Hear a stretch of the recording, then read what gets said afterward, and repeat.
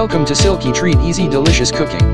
On the menu today, one recipe done in 5 minutes start to finish. Scrambled eggs seaweeds. Ingredients: 2 eggs, butter, salt, pepper, 30% fat fresh whipping cream, seaweeds, nori sheets. Preparation: open 2 eggs, adding salt and pepper, a splash of 30% fat fresh whipping cream, beat them in a bowl. In a pan add butter, melt it on low heat, do not brown it, insert the beaten eggs in the pan, and cook for 2 minutes on low heat. With a wood spoon scramble them continuously. Once ready to your liking, insert them on a seaweed sheet, roll it and serve on a plate. Delicious with toasted bread. Enjoy these tasty eggs. Enjoy this meal. Thank you for watching. Subscribe, share, like and comment if you wish.